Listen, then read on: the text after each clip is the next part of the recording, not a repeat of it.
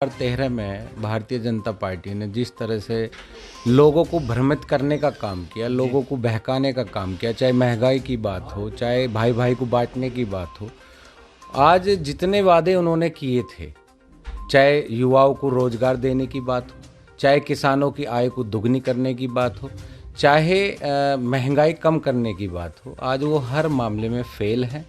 और लोग, हर समाज आज समझ चुका है कि ये लोग सिर्फ लुभावनी बात करते हैं, लोगों को बहकाने का काम करते हैं, झूठ बोलने का काम करते हैं और भाई भाई को लड़ा करके सत्ता हासिल करने का काम करते हैं। तो पश्चिम उत्तर प्रदेश खास तौर पर यहाँ जाट बहुल, जिन्होंने इस आंदोलन को, राष्ट्रीय लोकदल के हमारे राष्ट्रीय अध्यक्ष जयंत चौधरी जी, स्वर्गीय अजीत सिंह जी जब जिंदा थे, उन्होंने जो है इस आंदोलन को बल देने का काम किया, क्योंकि जिस वक्त ये ख़त्म कर रही थी सरकार ज़बरदस्ती अपने गुंडों के माध्यम से, इसको ख़त्म करने की उन्होंने पूरी प्लानिंग कर दी थी।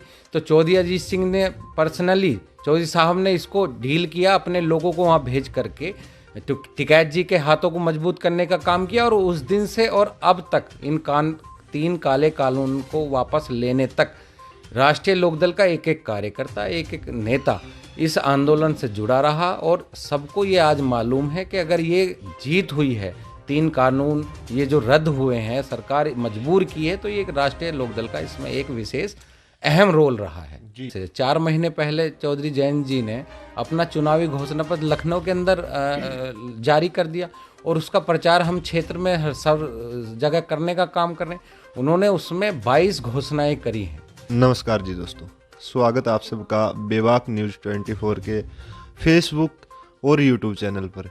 तो भाई फिलहाल आपको बताया कि मेरठ में हम मौजूद हैं। मेरठ की राजनीति में क्या कुछ चल रहा है, क्योंकि जैसे जैसे सर्दी बढ़ रही है, राजनीतिक गर्मियां जो हैं उफान पे आती जाने लग रही हैं, वो सारी आपको दिखाने लग रही हैं। लोगों का क्या मूड है, क्या प्रत्याशी जो है चाह रहे हैं हल्के को देना, सरकार के प्रति क्या काम किया, क्या नाकामी है, उन्हीं को पूछने के लिए अभी हम पहुंचे हैं नदीम चौहान जी के पास, जो सिवाल खास विधानसभा से पूर्व में प्रत्याशी रहे हैं और अब फिर जो है टिकट की दौड़ में हैं। तो क्या कुछ लग रहा है, सारी जो है बातचीत करेंगे। नमस्कार जी।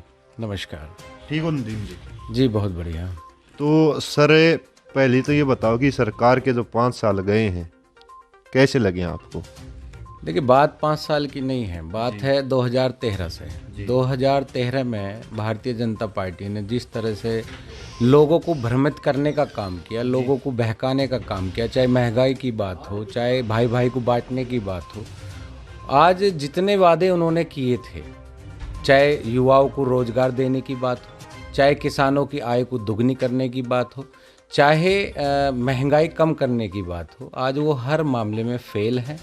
और लोग, हर समाज आज समझ चुका है कि ये लोग सिर्फ लुभावनी बात करते हैं, लोगों को बहकाने का काम करते हैं, झूठ बोलने का काम करते हैं और भाई भाई को लड़ा करके सत्ता हासिल करने का काम करते हैं। जी, तो एक को तो आपने सरकार के बारे में कर दिया जी, जो बीजेपी वाले हैं वो हिंदू हिंदू करते रहते हैं। एक और हैं जो भी उत्तर प्रदेश की राजनीति में नया चेहरा इंटर हुआ है, अपने ओवैसी साहब जो हैदराबाद से सांसद हैं, वो आए हैं, वो भी मुस्लिम करने लग रहे हैं और दोनों का टारगेट एक जयंत चौधरी। ऐसा क्यों है? देखिए, जब चुनाव आता है तो बहुत सारे लोग प्लांट किए जाते हैं, सब ये प्लांट हैं। और बीजेपी का तो असली चेहरा ही ये है कि भाई भाई को बांट करके सत्ता हासिल करना है। और आप जिस तरह से वो देश को बेचने का काम कर रहे हैं, और सिर्फ 2 लोगों को पूरा देश उन्होंने बेच दिया। भाई, दुनिया भर के जो विभाग हैं, जो आप ये बात करते थे कि 70 साल में कुछ नहीं हुआ, लेकिन 70 साल में जो पूर्व की सरकारों ने बनाया, उसको इन 10 सालों में इन्होंने एक एक करके बेचने का काम किया। और बेच किसको रहे? 2 गुजराती बिजनेसमैनों को, अडानी और अंबानी, उनको बेचने का काम कर रहे हैं। तो ये सब लोग, आम जनता समझ चुकी है, खास तौर पर किसान, मजदूर, गरीब, कमज़ोर, ये सब वर्ग समझ चुके हैं। आपने देखा कि 1.5 साल, 1.25 साल बॉर्डरों पे किसान पड़ा रहा। आज चुनावी मौसम है, चुनाव का वक्त है 5 राज्यों में, तो इनको किसान का दर्द समझ नहीं आया, लेकिन इनको ये लगा उपचुनाव हुए कई राज्यों में, वहाँ जब रिजल्ट इनके खिलाफ आया तो इनको समझ आया कि इन 5 राज्यों में आपका सुपड़ा साफ हो जाएगा अगर आपने इन 3 काले कानूनों को वापस नहीं लिया। और ये भी कोई गारंटी नहीं है, अगर लोगों को इन्होंने फिर भ्रमित करने का काम किया और किसी वजह से लोग बहकाए में आ गए तो ये कानून फिर थोपने का काम करेंगे। तो ये कोई परमानेंट नहीं है, ये सिर्फ चुनाव के वक्त इन्होंने वापस लेने का नाटक किया है और आने वाले वक्त में ये फिर भी कुछ कर सकते हैं और इस बात को आम आदमी सब समझ चुका है। जी, तो जनता का क्या मूड लग रहा है जी 2022 में? जनता का स्पष्ट मूड है, आप पूरे उत्तर प्रदेश में देख लीजिए, पश्चिम उत्तर प्रदेश खास तौर पर यहाँ जाट बहुल जिन्होंने इस आंदोलन को, राष्ट्रीय लोकदल के हमारे राष्ट्रीय अध्यक्ष जयंत चौधरी जी, स्वर्गीय अजीत सिंह जी जब जिंदा थे, उन्होंने जो है इस आंदोलन को बल देने का काम किया, क्योंकि जिस वक्त ये ख़त्म कर रही थी सरकार ज़बरदस्ती अपने गुंडों के माध्यम से, इसको ख़त्म करने की उन्होंने पूरी प्लानिंग कर दी थी। तो चौधरी अजीत सिंह ने पर्सनली, चौधरी साहब ने इसको डील किया, अपने लोगों को वहाँ भेज करके तो टिकैत जी के हाथों को मजबूत करने का काम किया और उस दिन से और अब तक इन 3 काले कानून को वापस लेने तक राष्ट्रीय लोकदल का एक एक कार्यकर्ता, एक एक नेता इस आंदोलन से जुड़ा रहा और सबको ये आज मालूम है कि अगर ये जीत हुई है, 3 कानून ये जो रद्द हुए हैं, सरकार मजबूर की है, तो ये राष्ट्रीय लोकदल का इसमें एक विशेष अहम रोल रहा है। जी, तो कानूनों की बात आपने छेड़ी है नेताजी, अगर बातचीत करें हमारे कृषि मंत्री जी की, नरेंद्र तोमर जी की, उनका तो कहना कि सरकार एक कदम पीछे हटी है, फिर आगे बढ़ेंगे। देखिए, बिल्कुल बिल्कुल, मैं ये साफ कह रहा हूँ कि ये सिर्फ चुनाव की वजह से, उन्होंने 700 से ज़्यादा किसानों की शहादत वहाँ हुई है, उसका उन्हें कोई दर्द नहीं है, या किसान वहाँ 1 साल से पड़े रहे, किस हालात में वो किसान रहा है उसका उन्हें दर्द नहीं है। उनको सिर्फ ये है कि अगर हम इसको वापस इस वक्त नहीं लेंगे तो हम सत्ता से, हमें कौम, सर्व समाज हमें बेदखल करने का काम करेगा। इसलिए इन्होंने सिर्फ नाटक किया। और कृषि मंत्री ठीक कह रहे, उनके कई नेताओं के मैंने बयान देखे हैं कानून रद्द होने के बाद, उन्होंने साफ कहा है कि हम इसको फिर दोबारा लाने का काम करेंगे। तो बीजेपी से आप कुछ भी उम्मीद कर सकते हो, क्योंकि वो झूठे हैं। झूठ वो इतना बोलते हैं, उनका एक प्रोपेगेंडा है कि एक झूठ को इतनी बार बोलो कि वो सच हो जाए। जी, तो अब बातचीत करें जी, जैसे क्योंकि गढ़ रहा है ये पहले से आरएलडी का, राष्ट्रीय लोकदल का पश्चिमी उत्तर प्रदेश हमेशा से, लेकिन 2012 से एक लहर चली थी जहां 3 शब्दों के बीच सारा भाईचारा खंडित हो गया था, जाट, हिंदू और मुस्लिम। अभी जो है आप लोग लगे हुए हो जय भाईचारा लिख के टोपी में, मैंने देखा जिंदाबाद भाईचारा आपकी टोपी पे लिखा हुआ, लेकिन अब भी वही वर्ड दोबारा से ओवैसी साहब दोहराने लग रहे हैं। पश्चिमी उत्तर प्रदेश में लगातार सभाएं करके जाट, मुस्लिम, हिंदू, ये 3 वर्ड दोबारा से सुनने लग रहे हैं। तो उनका क्या कुछ आशय है और क्या वो करना चाह रहे हैं? देखिए, जो बीजेपी की सोच है उसी को लेकर के ये अन्य लोग हर बार आते हैं। आपने देखा होगा, चाहे वो किसी भी रूप में हो, आज ओवैसी जी आए हैं, उससे पहले और बहुत सारी ऐसे दल हमेशा हर चुनाव में आते हैं। उनको कोई सुनने वाला नहीं है जी। वो परसेंटेज फिक्स है, उतने ही लोग हैं, वही दल बदलते रहते हैं, वो नए दल की तरफ आकर्षित होते हैं, तो उससे कोई फ़र्क नहीं पड़ने वाला। आम आदमी, आम मुसलमान की बात कर लो, सर्व समाज की बात कर लो, आज सब समझ चुका है कि ये लोग सिर्फ भ्रमित करने का काम कर रहे हैं, बांटने की राजनीति कर रहे हैं, उसमें कोई नहीं आने वाला जी। तो क्या लग रहा है, आप बोल रहे हो कि जनता त्रस्त है, तो फिर वो गठबंधन पर क्यों जाए? उनके पास बहुजन समाज पार्टी, कांग्रेस भी जो है ऑप्शन के रूप में मौजूद है, फिर गठबंधन की साइड क्यों आए सर? देखिए, गठबंधन की बात ये है कि माननीय चौधरी चरण सिंह जी ने एक जब विचारधारा शुरू की थी, जब उन्होंने शुरुआत करी थी, किसान, गरीब, मजदूर, कमज़ोर की एक विचारधारा को वो हमेशा लेके चले थे और उन्होंने हमेशा इन लोगों के लिए, कमज़ोर लोगों के लिए काम किया। उसको चौधरी अजीत सिंह जी ने आगे बढ़ाने का काम किया। और जो 2013 में मुजफ्फरनगर से एक बात, भाई भाई को बांटने का, वो आप भी बात कर रहे थे, चाहे जाट की बात कर लें, चाहे मुसलमान, जो एक भाईचारा हमेशा से कायम था, उसको बीजेपी ने तोड़ने का काम किया। तो चौधरी अजीत सिंह जी ने उसको जो एमपी का जो चुनाव लड़ा वहाँ से, मुजफ्फरनगर से, उनका मेन उद्देश्य यही था। वो कहते थे कि मेरा रिजल्ट चाहे मैं हारूं या जीतूं, उसका कोई फ़र्क नहीं पड़ता। जो बीजेपी ने यहाँ से मुजफ्फरनगर से एक भाई भाई को बांटने की बात करी थी, शुरुआत करी थी, और वो उसमें कामयाब भी हो गए थे। तो अजीत सिंह जी ने उस भाईचारे को कायम करने का काम किया वहाँ से चुनाव लड़के, और अपने अंतिम दिनों में 3 साल लगभग उन्होंने वहाँ मेहनत की, और उनका ही आज उनकी मेहनत का फल है कि आज ये भाईचारा पहले की तरह कायम हो चुका है। अब कोई भाई भाई में कोई विवाद नहीं है, सब लोग समझ चुके हैं। तो नेताजी, आप शिवाल खास विधानसभा से आते हो, शिवाल खास से पूर्व में प्रत्याशी रहे, अभी लाइन में हो सकता है टिकट भी मिल जाए, तो क्या लग रहा है क्या क्या समस्याएं शिवाल खास विधानसभा में इस वक्त मौजूद हैं?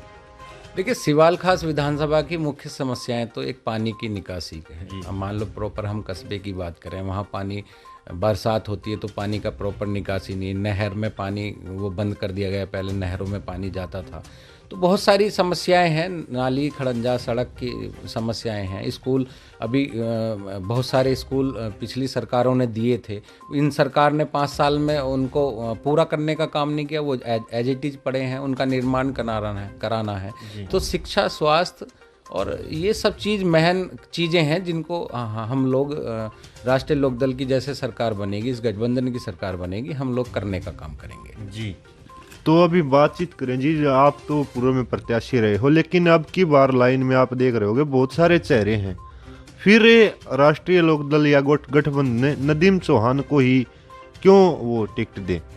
देखिए, बात टिकट की तो ये है कि आज हम लोग दूसरी सोच के साथ चुनाव मैदान में हैं। ये राष्ट्रीय लीडरशिप तय करेगी, हमारे राष्ट्रीय अध्यक्ष जी जयंत चौधरी जी तय करेंगे, जिसे भी मौका देंगे हम लोग मजबूती से उसको लड़ाने का काम करेंगे। अगर वो हमें मौका देते हैं तो हम लड़ने का काम करेंगे, और अगर किसी अन्य व्यक्ति को वो मौका देते हैं लड़ने का तो हम लोग मजबूती से उसको लड़ा करके विधानसभा भेजने का काम करेंगे। क्योंकि हमारा मेन उद्देश्य आज ये है कि इन झूठों की सरकार को इस प्रदेश से 2022 में उखाड़ फेंकने का काम करना है, और 2024 में इस देश से इनको भगाने का काम करना है जी। तो नेताजी, अगर चलो मान लेते हैं आपको टिकट मिल गई और आप जनता ने जिता भी दिए, तो फिर शिवाल खास के लिए नदीम चौहान जी क्या क्या करेंगे? देखिए, मेन चीज़ ये है जो आपने देखा होगा कि चुनावी घोषणा पत्र जी कोई नहीं इतनी जल्दी जारी करता, जितने समय से 4 महीने पहले चौधरी जयंत जी ने अपना चुनावी घोषणा पत्र लखनऊ के अंदर जारी कर दिया, और उसका प्रचार हम क्षेत्र में हर सब जगह करने का काम कर रहे हैं। उन्होंने उसमें 22 घोषणाएं करी हैं, और 22 घोषणाओं में अगर आप देखेंगे तो उसमें हर वर्ग के लिए, हर समाज के लिए, गरीब के लिए, कमज़ोर के लिए, किसान के लिए, मजदूर के लिए, दलितों के लिए, सब के लिए उन्होंने व्यवस्था की है। और ख़ास तौर पर युवाओं के लिए उन्होंने कहा कि हम 5 साल के अंदर 1 करोड़ रोजगार और नौकरियां देने का काम करेंगे। सब पॉसिबल है, हम लोगों ने तैयारी करी है, हम लोगों ने हिम्मत दिखाई है, और हम ये सब चीज़ करने का काम करेंगे जी। तो नेताजी, आखिर में उत्तर प्रदेश की जनता और शिवाल खास की जनता से क्या कुछ विनती करना चाहोगे, क्या कुछ संदेश देना चाहोगे? देखिए, मेरा सिवाल खास की जनता और उत्तर प्रदेश की जनता से यही है कि भाई भाई को बांट करके राजनीति करने वाले भारतीय जनता पार्टी, और दूसरा ये झूठी सरकार, इन्होंने सब लोगों ने आजमा लिया। किसी को ना 15 लाख मिले, ना किसानों की आय दुगनी हुई, और ना ही महंगाई कम हुई। आप पेट्रोल डीजल किसी भी, चाहे गैस सिलेंडर की बात कर लीजिए, इन्होंने सिर्फ झूठ बहकाने का काम किया, लड़ाने का काम किया। ऐसे लोगों को इस बार हमें हटाने का काम करना है, और मजबूती के साथ चौधरी चरण सिंह जी के जो उन्होंने एक पेड़ लगाया था, उसके 2 वृक्ष हैं, राष्ट्रीय लोकदल और समाजवादी पार्टी, उसका ही अंश है समाजवादी पार्टी भी। चौधरी साहब का जो एक वृक्ष उन्होंने एक पेड़ लगाने का उस वक्त काम किया था, इस पेड़ को हमें मजबूती के साथ फैलाने का काम करना है, और आम जनों के लिए हम लोग हमेशा तत्पर रहेंगे और काम करने का काम करेंगे। चलो जी, धन्यवाद चौहान साहब। तो भाई, आपने सुना नदीम चौहान जी हमारे साथ मौजूद थे, जो शिवाल खास विधानसभा से पूर्व में प्रत्याशी रहे हैं, आरएलडी के बड़े कदावर नेता हैं। उन्होंने बताया जो समस्याएं हल्के की हैं, जिन जिन परेशानियों से गुजर रहा है, और क्या कुछ जनता के मन में चल रहा है, सारी बातों पे अपनी प्रतिक्रिया रखी। अब ये तो राष्ट्रीय लोकदल और गठबंधन तय करेगा कि किसे टिकट देनी है, जनता के हाथ में है कि किसे जो है जिताकर विधानसभा तक पहुंचाएगा, लेकिन सभी अपनी किस्मत आजमा रहे हैं। अगले वीडियो में फिर मिलें। जय जवान, जय किसान, जय हिंदुस्तान।